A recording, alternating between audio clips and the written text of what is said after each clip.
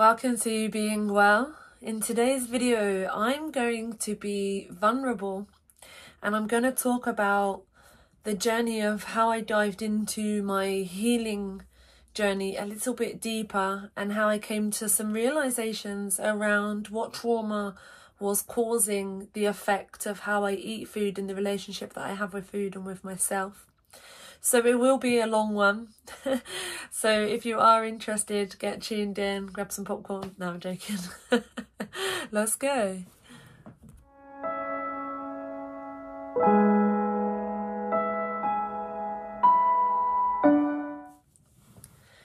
So I'm a year and a half deep into my healing journey and I have really dived in and gone for it. I realised at the beginning that it was extremely painful and it was tough. But as I started to move through bits, I started to see the power and the benefits behind really sitting with my stuff and diving that little bit deeper. So something that I really brought to my awareness was my relationship with food. I have yo-yo dieted my whole life.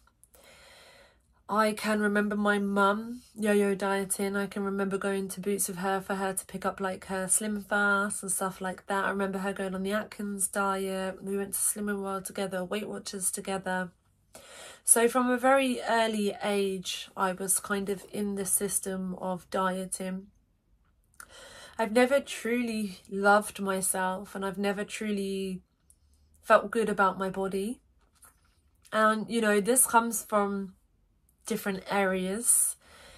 Some reflections have brought me back to school when I was so I lived somewhere else and then I moved to where I live now when I was about 8 years old, and I put on a lot of weight when I moved here and I didn't really attract the boys. And as you may know, if you're watching this and you're female, that's something that we obviously seek and we desire when we're young. So I never really had much attention from guys.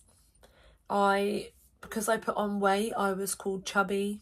I remember a specific situation where I was called a Teletubby, and I only really cleared that last year because any time that someone said the word Teletubby, it would trigger a response in me, and I kind of knew it was there, but I think all these years ago I never really knew that you could deal and work with your trauma. So it was kind of like I just accepted it and was like, oh, it was just a part of me, like it happened to me and I can't do anything about it. So I continued to live with that emotional response anytime that I heard the word Teletubby. So lots of situations like that, but what I want to talk about today are two specific things that happened in my childhood that I believe are the deeper roots of my relationship with food. So there may be some trigger warnings here because I'm going to talk about sexual abuse and neglect. So if it's something you don't want to hear about, then I advise to stop watching now. But if you're okay, then continue watching. So last year had I had a lot going on last year, but I had reconnected with someone very special to me who is now my partner. And I remember there was a specific time where it was a full moon and I wanted him to come to the park with me, and he wasn't available. And I was a bit like, oh, I kind of wanted him to be there. And we were having this conversation and he could obviously see that there was some sort of attachment or need. So he said to me that I should go and sit with it. So being on the journey already, when someone asks me to sit with something, I'm like, okay, like, I mean, my first response was, oh, I'm going to sit with it. Why wouldn't he just come to the park? But then I was like, let me go and sit with this, see what's going on. So on this specific day, I had actually taken some cacao, I had taken some candles, I had taken my journal, and I was like, okay, let me go and sit with this. Now, I was really aware on a conscious level that and this is a whole nother story, but just touching on it briefly, I had a karmic connection with another guy for 11 years, and it was very unhealthy, and it only really came to a head sort of the beginning of last year when I started to have these realizations.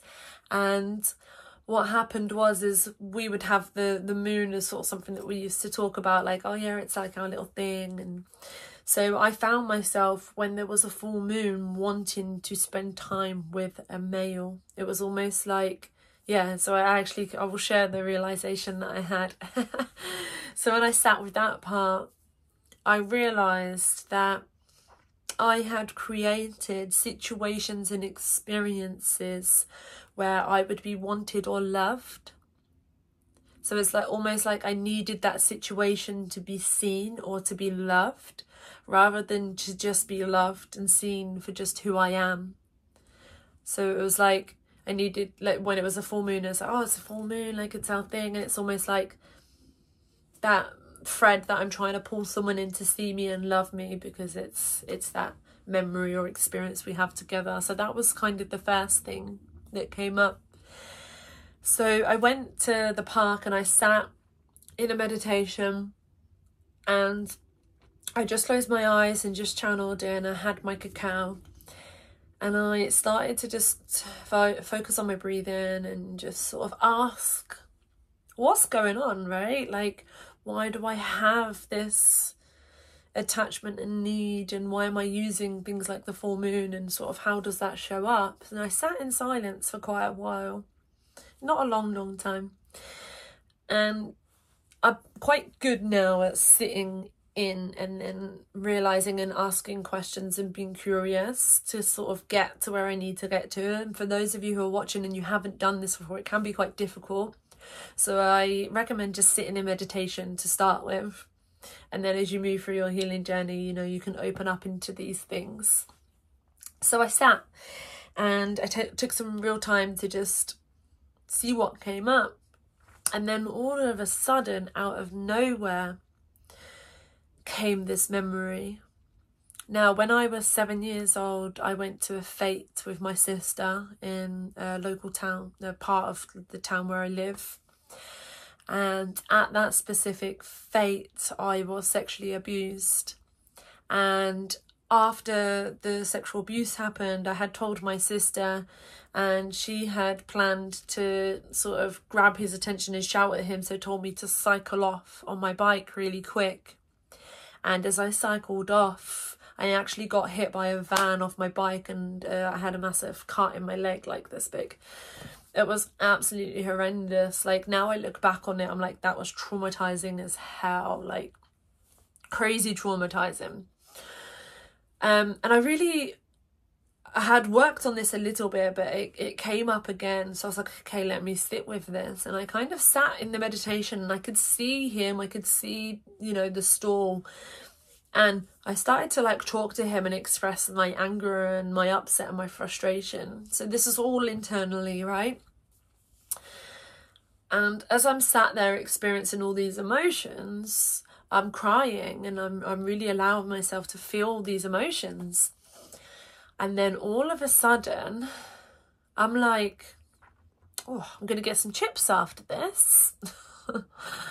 Yeah, I'm going to go and get some chips. And I'd really convinced myself, like, I'm going to get some chips. And I was like, and at that point, I was going to come out and be like, oh, actually, I'm going to go and get some now because I'm hungry. Now, I wasn't hungry. And I'm very grateful for the fact that I stayed in the meditation. And this is the importance of us when we're discovering and moving through something, that we don't just journey out of it and remove ourselves. We go a little deeper, and we be a bit more curious, and we ask more questions, and we try to dive into that subconscious level of us, and just, you know, really get in there. And I was like, why do I want chips? So I sat with it and just asked myself. And then all of a sudden I was like, shit. Control, safety. I was like, in that moment, I was experiencing those emotions. I felt unsafe. I felt, yeah, like upset, of course. And I felt unsafe. And I realized in that moment that I had used food to create safety within myself. Now, this is where it gets crazy. So I mentioned that I moved where I live now when I was 8, I think. That obviously happened when I was 7. I always thought that I put on weight when I moved from that place to here because there was less activities and sports.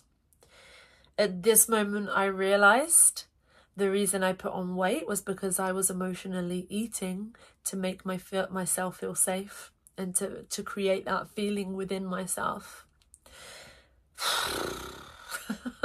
How big is that? Like, that moment I was like, whoa, I really saw everything so much clearer, you know, like it was almost like, you know, when you put a puzzle together and you put the last few pieces.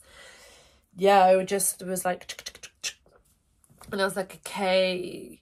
Now I was already, I'm going to share with you the next part of something else that I also came to a realization, but those were the biggest parts for me where I was like, whoa, okay, like I see now how things happen. And it's like, and I see this so much, so many people say, oh yeah, just accept this happened. And like I've said, you know, it's like we accept these things and we don't realize that actually we can move through them, we can feel them, and we can work with them. And this was big for me. This was really big for me to see, like, okay, I had emotionally, and I know so many people out there, they're like, oh, I emotionally, I eat when I'm happy, I eat when I'm sad, da, da, da, da. But they don't actually do anything about it. They don't actually dive in and be like, where does it actually come from? And this is what I did. And by me doing that and me feeling that, and at that moment, I let myself feel safe. I was like, you don't have to. My inner child, she doesn't have to be there anymore. She doesn't have to be with him in that situation. She can feel safe and it's okay. And at that moment, I created some safety, and it's something I'm still working on actually, because my inner child is still very unhappy. She's very angry. So I am still on an inner child journey. But at that moment, I was like, I'm not going to use food to make me feel safe anymore, because I, as an adult, have the ability to create safety within me. And I'm now going to honour and work with my inner child to create safety with her. And since then, recognizing that, and then recognizing when I am emotional, how I think about food, I just create that safety back inside of me. And so much has happened with my weight. I've lost an incredible amount of weight since these two things that I'm telling you about. I started working on myself last year and like really diving into like a self-loving journey and connecting to myself a little bit deeper. And this is part of that journey. So the other thing that came up, itchy eye, was I have to be careful because I've just put cream on and I don't want to get it in my eye because then I'll look like I'm crying. So the other thing, I had done a lot of work around my father. So, and I'll save this for another video, but my father was always around. My father was very loving. I love him very dearly. We had a beautiful connection, and in my head, we spent a lot of time together. Now, we can see that on the surface level for what it is, or we can dive a little bit deeper. Now, of course, I dived a little bit deeper. And I started to talk to my mum and started to like find out about, like, in my early years of life, what was the situation at home? How much was my mum and dad around? Sort of when were they around? How did life look for us? And many of you are going to be able to relate to this because this is obviously very common. Our parents work. There is this massive pressure when people have children that they need money, so therefore they have to work because they need to look after their children. Now, my mum, she decided to stay at home and look after us, which I'm extremely grateful for my father and my mother for making that happen. You know, my father went out to work and he worked to support the family. And forever truly grateful, and like such a beautiful thing to do, you know, as as a partnership together. They came into union and chose what was right for us kids, and they made it happen. And this is what a lot of parents do. However, as a child, and this is where we have to come out of their head of, oh, this is what everyone does and this is how it is. We have to honour that child. So I started to dive into that inner child of mine, and I was like, okay, like, so mum had mentioned that dad wasn't around because he was working. So he would work in the morning, he would work in the evening, and he would have a couple of hours break, and sometimes he wouldn't come home. So actually, as a very young child, I didn't really see my father because he was actively working. So I saw my mother a lot, but didn't have much to do with my father in terms of seeing him. Now, I don't have a mass amount of memories from my early childhood, and of course when I realised that, that's obviously a massive red flag. Now I've done the work that I've done, I see why, because all of the elements of trauma that happened from birth up until even like 13, 14, there was so much pain and so much unsafety and uncertainty that I had disassociated. And disassociation is when there is that pain and that feeling and those emotions.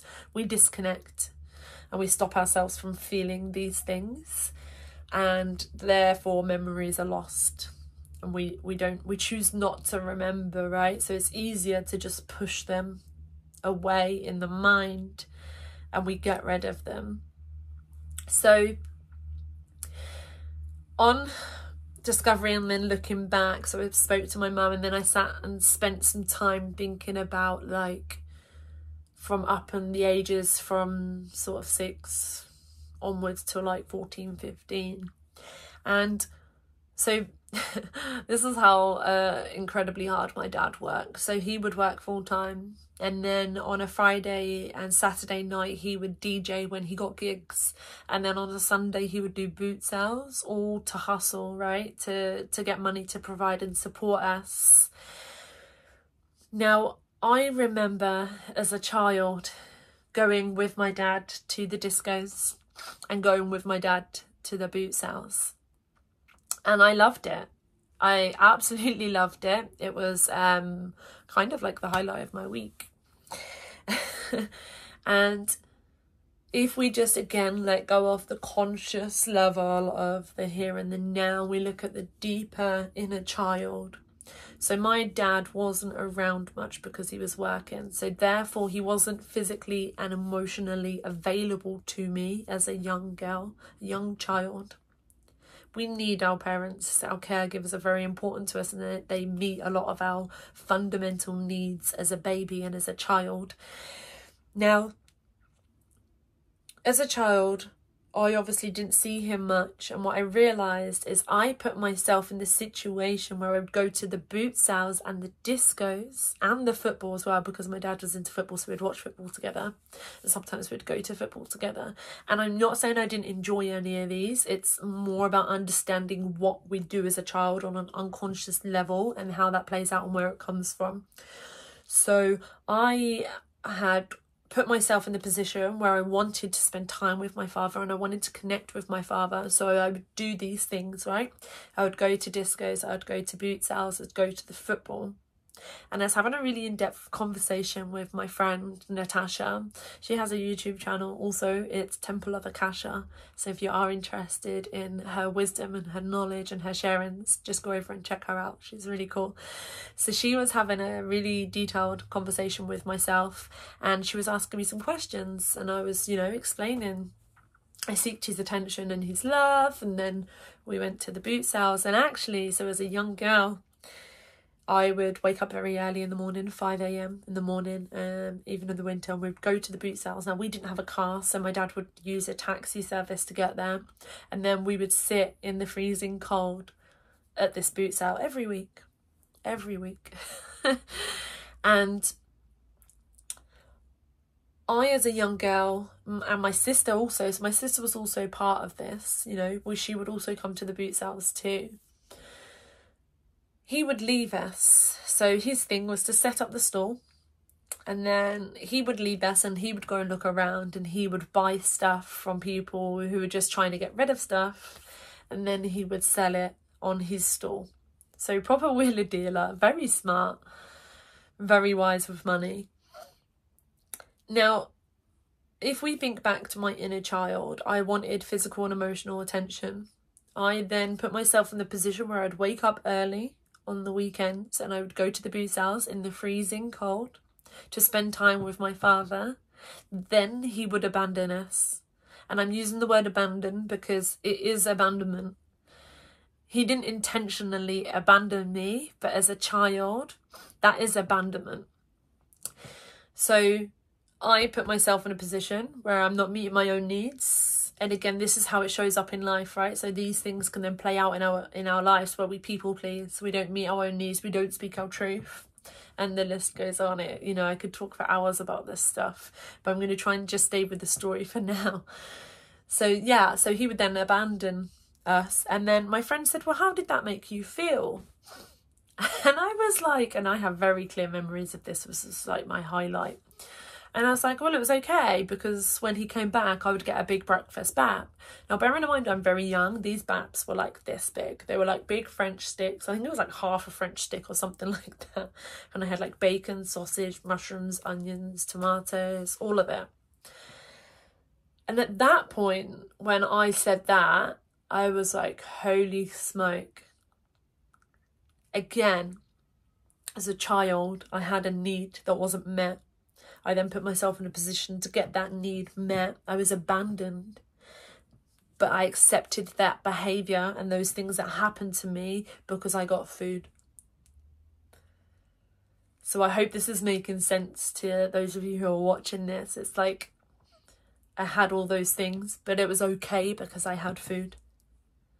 So again, from that, I have created an acceptance of food is there whenever I need it, whenever my needs aren't met, whenever I'm people pleasing, whenever I'm not able to speak my truth, whenever I'm seeking attention and I don't get it, when I want to create safety in myself, all of these things. So again, also with the food around, like a lot of people use food because it's the only thing that they can control. So when things have happened to them in life as a child, a lot of things are out of our control as a child.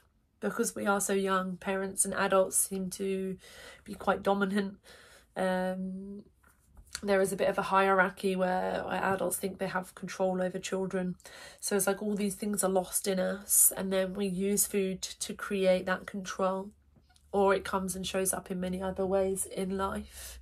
So those were two like massive realizations for me, like huge.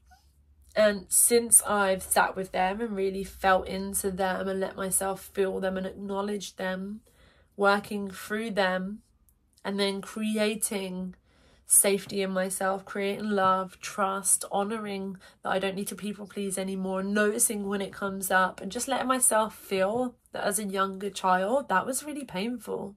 That was really tough. And food was a substitute to make me feel better. Since I've done that, my relationship with food and my relationship with myself has changed. And again, like I say, I have lost so much weight without even trying. So I have a program called the Fed Up of Feeling Fat. And some of you who are watching this will have done the program, because this is a video that I'm adding into the program. But I want people to realise that we can go our whole life feeling fat, feeling unworthy, not feeling enough, accepting that things are just the way that they are because they are the way that they are and we can't do anything about it. And the reality is, it's bullshit. We can dive deeper, we can do the work, we can understand, we can reconnect, we can heal.